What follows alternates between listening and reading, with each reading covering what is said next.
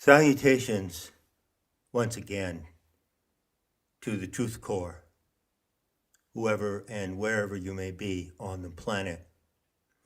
I'm here with the fifth installment in the series Mythology 101. The title is The Mythogen is the Dealbreaker. You may recall that I've discussed briefly the required occasion from time to time to set aside attention on the materia mythica, the actual content of the mythic narratives, and to look at the method, the forensic techniques for evaluating this myth. I can tell you this is not easy.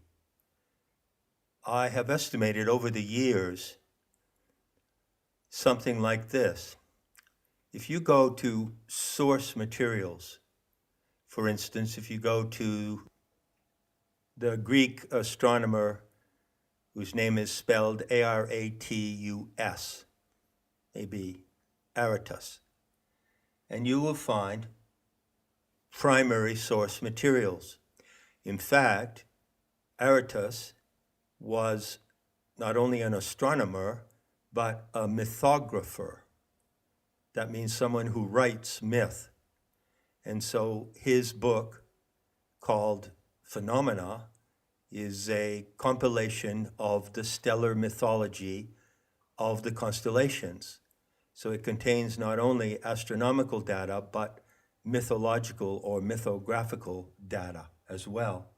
So if you go and read Aratus, well, that in itself is quite an experience to delve into that material. And we're lucky that such firsthand material survives to this day. But I estimated, as I began to say, over the years, that for every single book of primary source material that you read, you need to consider reading 4 books that tell you how to interpret it, that tell you how to handle the material. So again, I invoke the analogy of the crime scene. If you're in a crime scene, you're looking for evidence, and perhaps common sense would direct you immediately to some items of evidence, a bloody scarf, a knife. But when you compile all the evidence in the crime scene, well, then you have to do the forensic analysis. And it's the same thing with mythical writings that we have received from the past. So I don't expect you to do that, and I know you don't have the time to do that. I did that, so you don't have to do that. So what I'm giving you is the takeaway from what I've been able to study in my life of privilege.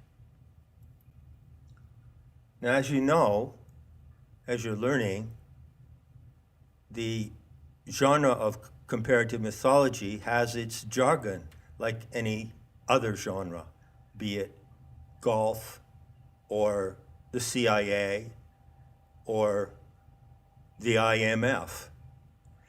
And it's my pleasure to introduce you to a term in the vocabulary of creative mythology, a term of my own invention. That term is Mythogen.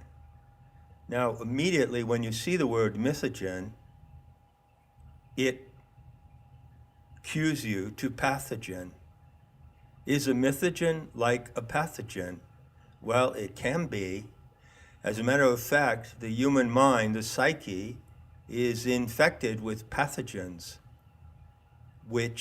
some of which are benevolent, some of which are not, some of which are toxic. And there is in particular one mythical pathogen which is extremely toxic, and that comes out of the Semitic background that I'm discussing and describing and interpreting in these talks. So what is a mythogen? Well, one of the things that everyone faces when you look into any area of mythology, let's take an easy shot, Greek mythology. Well, what do you find? A vast inventory of stories, narratives, incidents, actions, adventures, the 12 labors of Hercules, for instance. And so you find yourself confronted with a vast assembly of material.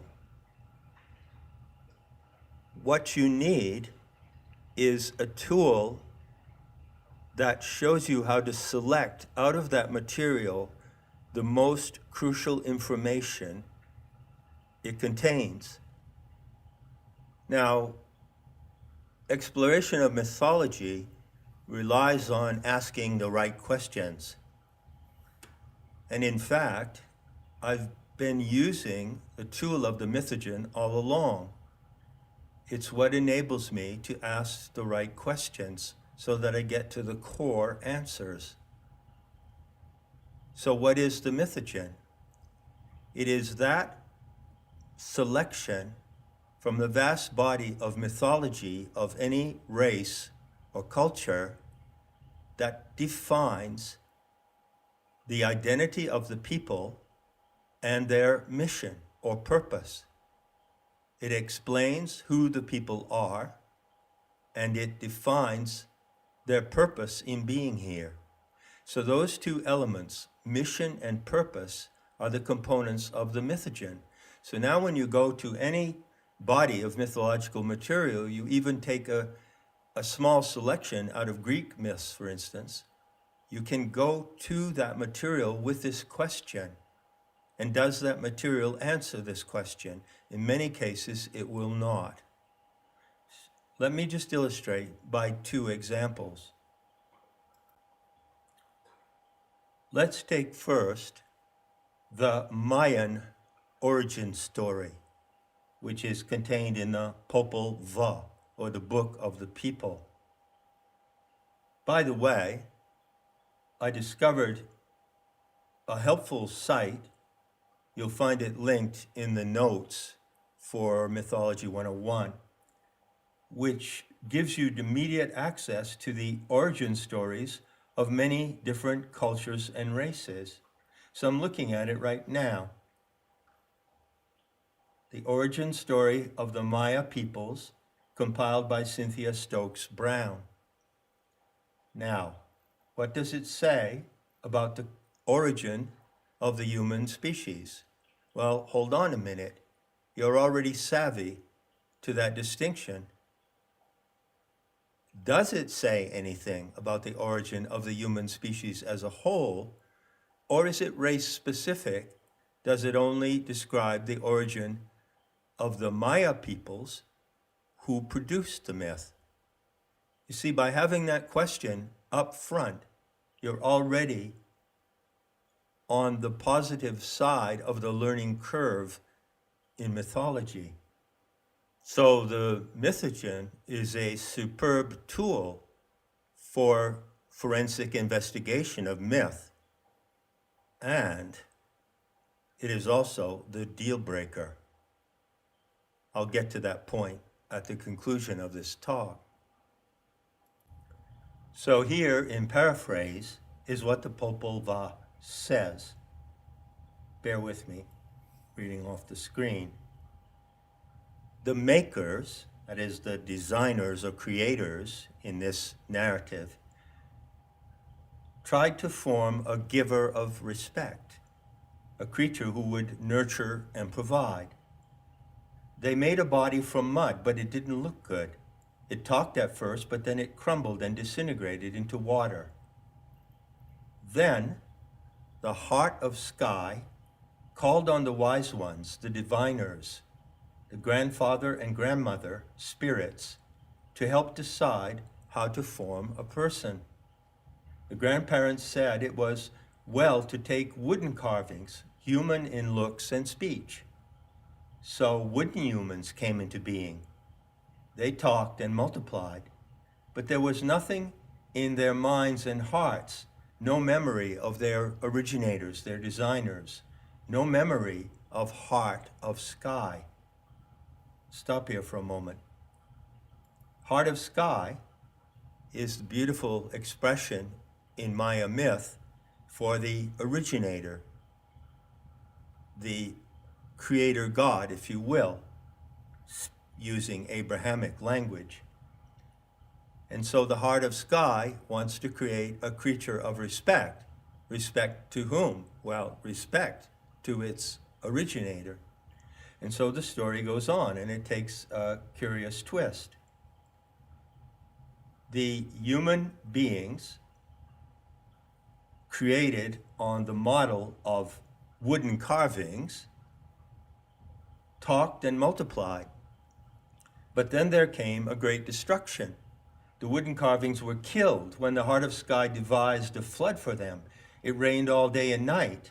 The animals came into the homes of the wooden carvings and ate them. The people were overthrown. The monkeys in the forest are a sign of this. They look like the previous people, mere wooden carvings. It's lovely, isn't it? Already, can you get the richness of this material? I mean, what you actually have here is not only the inclusion of another mythic theme, the flood, but you have the notion that animals in this flood scenario came into the homes and ate the people. I love that. That's a great variation on the myth of Noah from the Bible.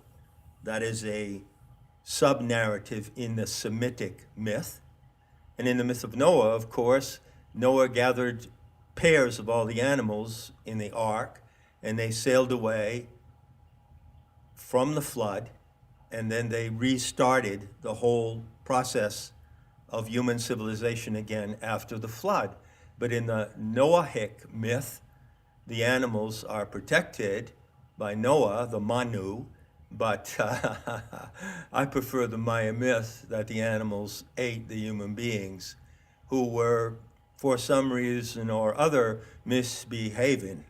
And all misbehaving on the part of human animals is due to a lack of respect for the mother animal herself.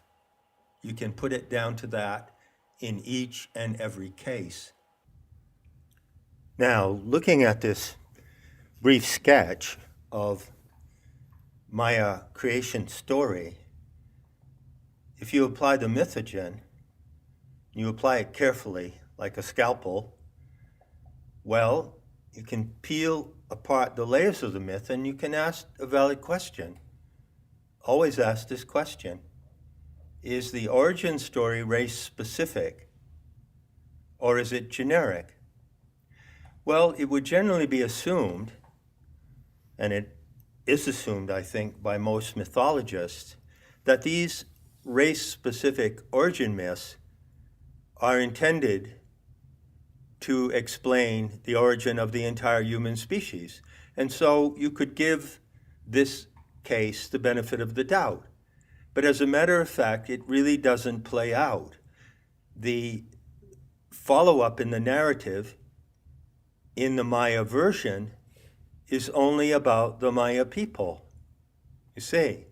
So even though, theoretically speaking, any origin myth could be assumed to be about the entire human species, when you follow the narrative out, it doesn't prove to be the case. Now, the flood motif occurs here as it does in many, many versions of mythology around the world, almost everywhere. It's one of the most universal mythological motifs. Here I might add, not as a digression, but rather as a footnote, an important footnote, it was the prevalence of the flood motif that allowed scholars at the end of the 19th century to bust the monopoly of the Semitic myth. You see, until that time, scholars, mainly white European men and women, were members of generations of people who had been indoctrinated by the Semitic myth, the special case of the chosen people, and the agenda that goes along with it. And there was a tendency to elevate biblical myth as the paramount story to guide the human species. But in fact, what happened in a series of dramatic events at the end of the 19th century, when comparative mythology really got up and running, well, the scholars of that time discovered that there were many, many older versions of the myth than you find in the Bible. Many older versions of the flood motif. And so they concluded, well, we've got to bust the Semitic myth. It can no longer be held as paramount, and it certainly no longer has a monopoly on human attention. That was a tremendous breakthrough, as you can imagine. So now, in continuity with the flood theme, let's look at the material from Greece.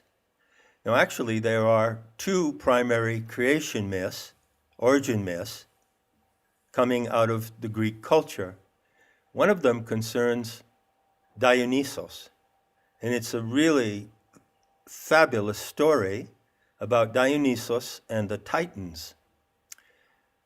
I'm not going to tell that story here right now, but I just want to point out that it is a myth that describes, it's a pre-flood creation story, and then there's a post-flood creation story, which I'll get to in a second. So in the pre-flood creation story from Greek mythology, human beings, presumably the entire race, the entire spectrum of races, was created from the ashes of the Titans. That's a fabulous theme which goes really deep. It's a deep mine of mythological wisdom. But what happened was that on the first occasion when human beings had the opportunity to populate this planet, the flood came along and wiped them out. So then you come to the second Greek myth, the story of Deucalion and Pyrrha.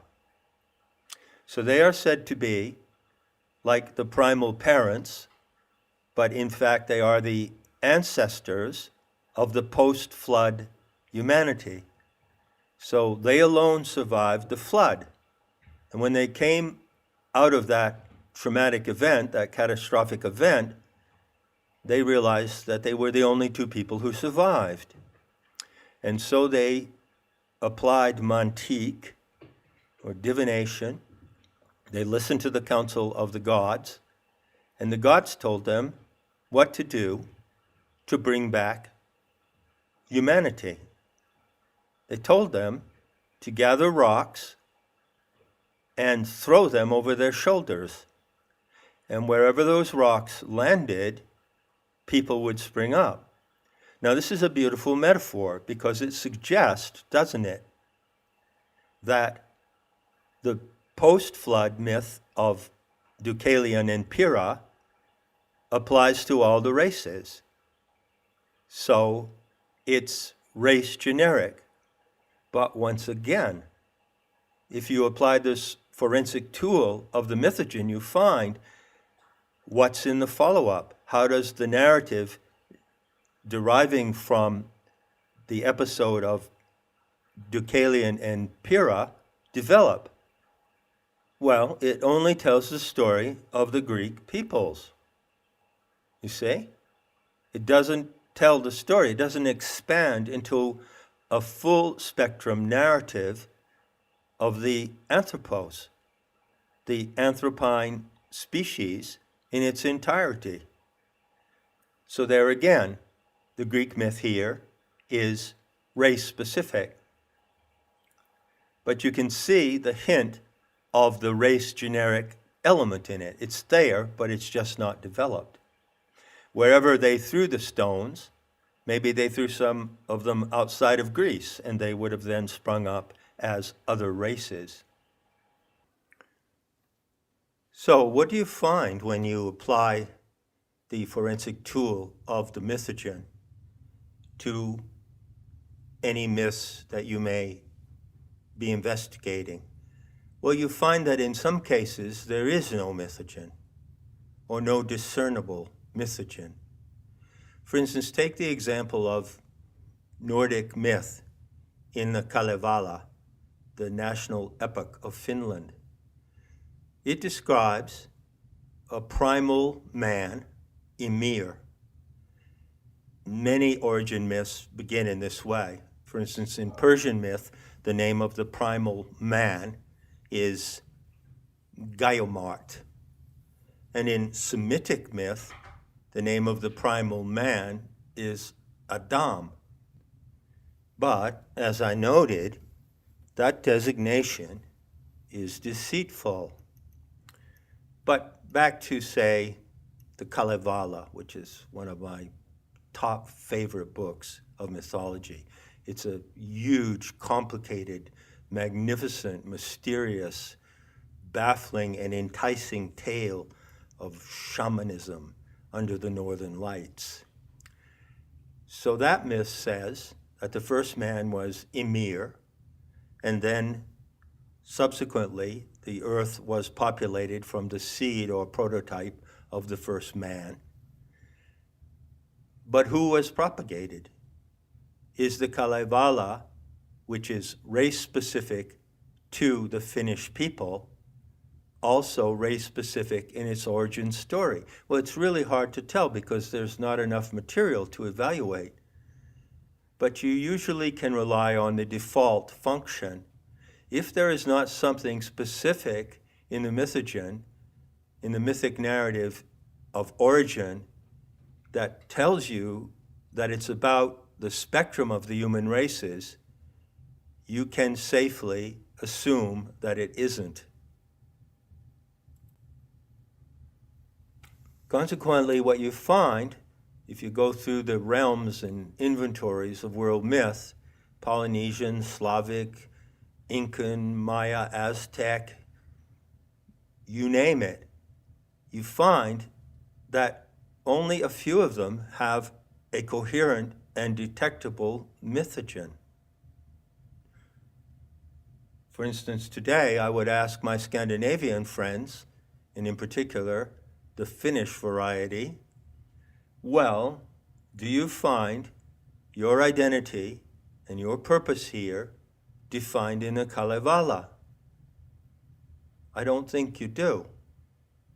Now, you might want to invent something based on the Kalevala, and that's a brilliant idea. I advise all students of mythology to revert to your ancestral mythology.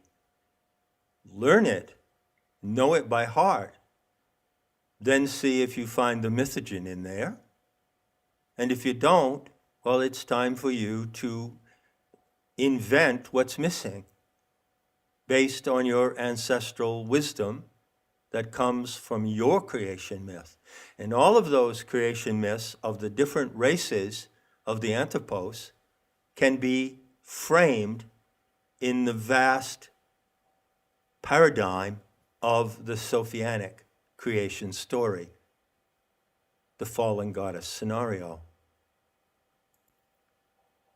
So that's about all you need to know about the mythogen and how it works. You can see how user-friendly it is, how you can apply it to any myth that you might choose to investigate. Why do I say it's the deal breaker? Well, it's also the deal maker. So whatever is the deal maker is the deal breaker, given that you have the choice to break the deal. Take a look at the Semitic myth of the chosen ones. It has given the world Abrahamic religion and a hell of a lot more, including communism. The Semitic myth, such a deal. Do you want to accept that deal? When you know the mythogen, you're free to say, no deal, no fucking way. That's why the mythogen is the deal breaker.